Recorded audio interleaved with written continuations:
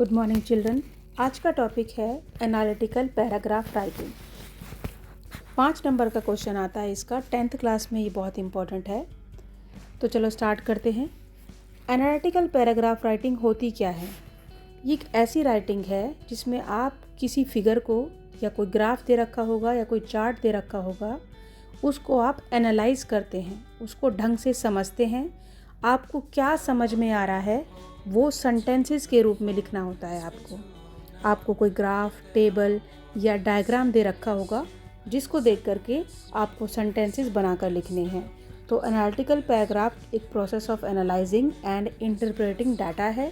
Data को ढंग से समझना है और उसके बारे में आपको बताना है कि क्या चीज़ उसमें दे रखी है। तो मोस्टली बच्चों को ये समझ में नहीं आता कि क्या लिखें।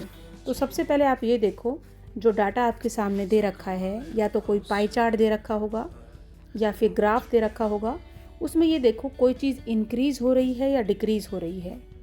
उसमें या तो कोई चीज़ इंक्रीज़ हो रही होगी या डिक्रीज़ हो रही होगी, जिस भी टॉपिक पर वो क्वेश्चन आपको दे रखा होगा।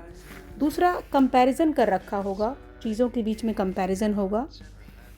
ट्रेंड, उसमें कोई चीज़ ऐसी होगी जो एक आपको पर्टिकुलर मैसेज दे रही होगी कि ये चीज़ है। इसमें फ्लक्चुएशन होगी, उसमें कम बढ़ती चीज़ें होंगी।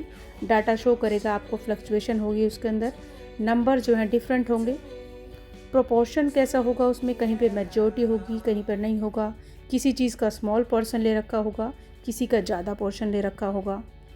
और हाइलाइट्स दे रखी होंगी, की पॉइंट्स दे रखे होंगे। तो क्वेश्चन को आपको इन सारी चीज़ों को ध्यान में रखना है जब आप क्वेश्चन को सॉल्व करोगे। एग्जाम्पल देखो, फिर आपको ढंग से समझ में आएगा। यहाँ एक क्वेश्चन दे रखा है, a graph below in the table showing the score card of A team. ये आपका सैम्पल है जिसमें एक किसी टीम का स्कोर कार्ड दे रखा है कि टीम ने कितना स्कोर करा है। In a limited over match, study the data carefully and write an analytical paragraph. तो ये एक टेबल सी दे रखी है आपको, जिसके बेस पे आपको एनालिटिकल पैराग्राफ लिखना है। तो देखो यहाँ पर कुछ सीरियल नंबर दे रखा है, 1 2 3 4 5। इधर नाम दे रखे हैं, जो बैट्समैन हैं उनके नाम दे रखे हैं यहाँ पर। तीसरा, नंबर ऑफ बॉल उन्होंने कितनी यूज़ करी हैं ये दे रखा है। रन किसने कितने कितने लिए ये दे रखे हैं। और कितने चौके मारे, किसने छक्के मारे, कितने कितने छक्के और चौके मारे। तो ये देख करके अब आप कैसे लिखोगे? सबसे पहले तो आप टाइटल ज़रूर लिखो। जब भी कोई भी पैराग्राफ आप लिखो तो पहले उसका टाइटल लिखना बहुत ज़रूरी होता है। टाइटल लिखने से एक अच्छा इंप्रेशन पड़ता है एग्जामिनर के ऊपर। तो सबसे पहले आप लिखोगे इसका टाइटल। टाइटल वही लिखो जो टेबल में दिखा रखा है। क्या दिखा रखा है? टीम स्कोर कार्ड, यही दिखा रखा था। तो टीम स्कोर कार्ड इसका टाइटल बना दो। टीम स्कोर कार्ड, यही टाइटल बना दिया हमने इसका। फिर क्या करेंगे?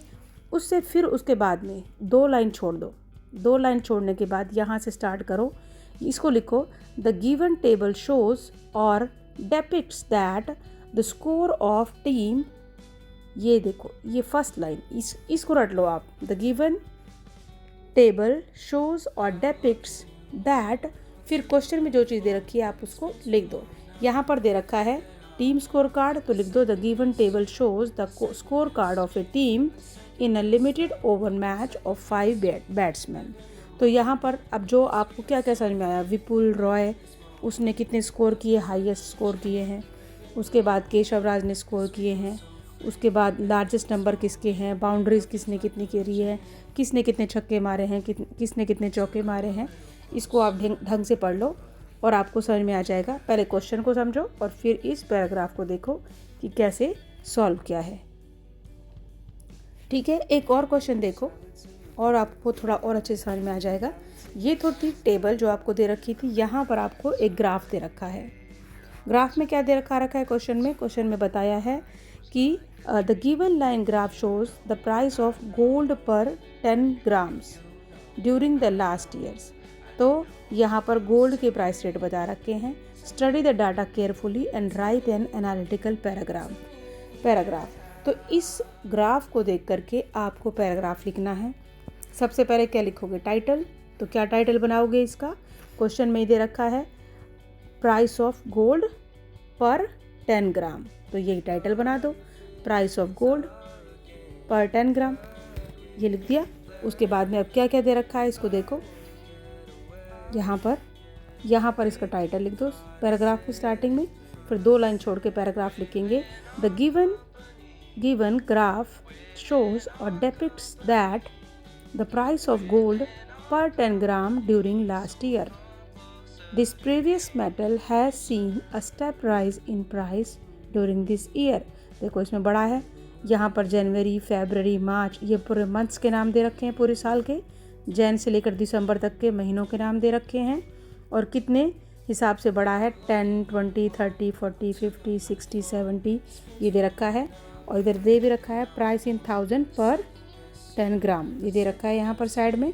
इसी को थोड़ा सा समझो, अब कौन सी चीज़ बढ़ रही है, तो यहाँ पर किस कब बढ़ा है, अप्रैल में 40 था, मार्च में 30, और सबसे ज़्यादा जो था वो है आपका मई में।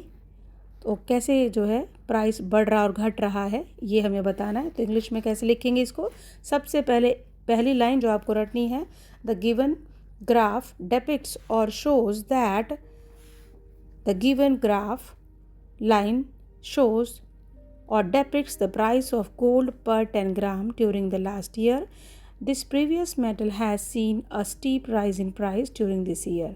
While gold was being sold at around 50,000 per 10 gram during first 2 months, the price began to jump March onwards, and in the month of April it was about 40,000 per 10 gram. अब आपको और भी अगर कुछ भी समझ में नहीं आता है तो ये दो आपने स्टार्टिंग की लाइन जो रटी है उसे लिख दो, और उसके बाद में जो चीज़ बढ़ रही है वो लिख दो, कौन से महीने में बढ़ रही है, कौन से में घट रही है, कौन से मंथ्स में दोनों में सिमिलर है। देखो अगस्त में और सितंबर में दोनों में सेम प्राइस है, कोई भी उसमें चेंज नहीं आया, तो वो चीज़ लिख दो। तो ये देखो, इनको देख करके आई होप आपको थोड़ा बहुत आइडिया आ गया होगा। अब आप क्वेश्चंस की प्रैक्टिस करेंगे, अपनी ब्रेवियर की बुक में जितने भी क्वेश्चंस दे रखे हैं उनकी प्रैक्टिस करना, और I hope you will be able to solve the questions. So that's it for today. Bye for now and have a nice day.